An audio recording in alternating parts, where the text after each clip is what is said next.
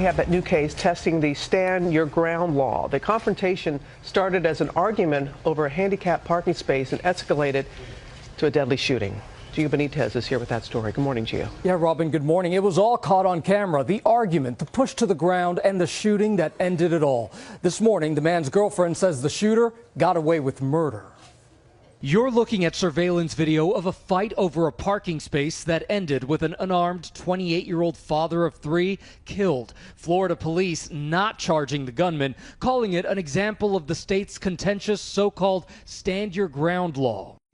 I just want justice. I need something to be done because this is not right. Brittany Jacobs was sitting in her boyfriend's idling car when, she says, 47-year-old Michael Drejka approached to tell her that she illegally parked in a handicapped spot. Her boyfriend, 28-year-old Marquise McLaughlin, had gone into the store to buy snacks for the kids. You can see McLaughlin walk out of the store. He sees and hears the argument, runs over, and pushes Drejka to the ground. He's, pushing this man away from his girl, telling him to get away. But that's when the irreversible happens. Drejka takes out a gun and shoots McLaughlin. McLaughlin, holding his chest, runs back into the store. Jacobs and the children watching from the car. He collapsed in front of my son, and within 30 minutes, he was gone.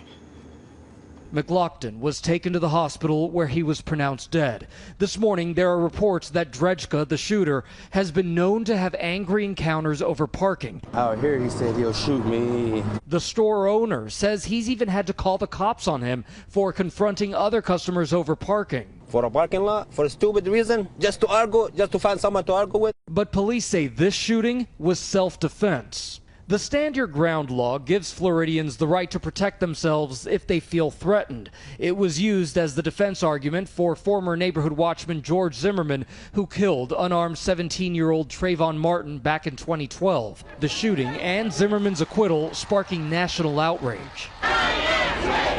Back in Clearwater overnight, a girlfriend asking for justice. He was a good man, and all he was trying to do was just protect his family. Meanwhile, the local sheriff there says that even though they believe the shooting falls under that stand your ground law, he's not saying he agrees with it. Police will now send the case over to the state attorney's office for a final decision, Robin. All right, Gio. Joining us now is our senior legal correspondent and analyst, Sunny Hostin, a former federal prosecutor.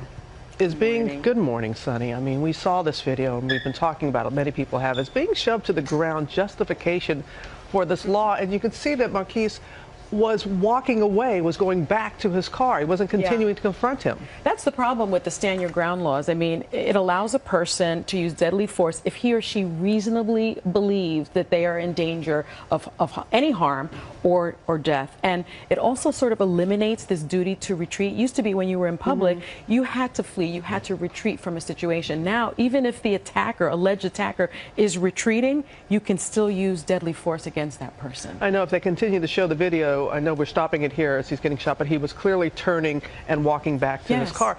He comes out of the store.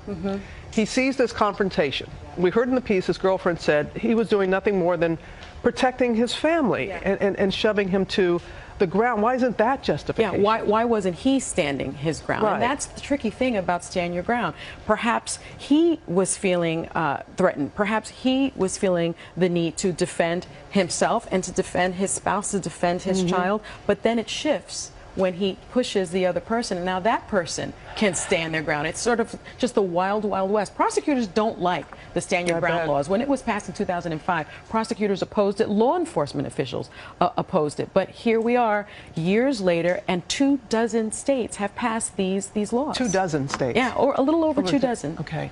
We heard in Gio's piece the store owner and others saying that the shooter is known to be having altercations like this, as far as not as shooting, but altercations with people parking.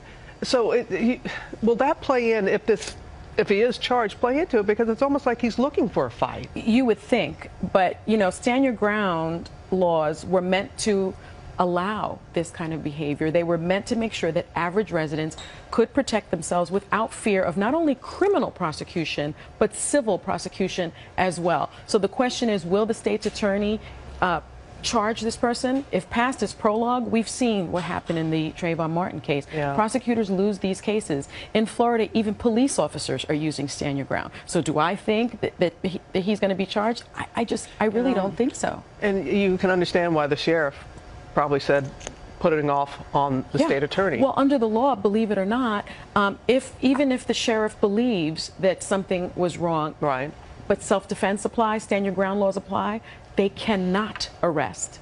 They are not allowed to arrest someone. Say that. Isn't that something? So he could not have the right to arrest him, even that? Even if he realizes something is morally wrong.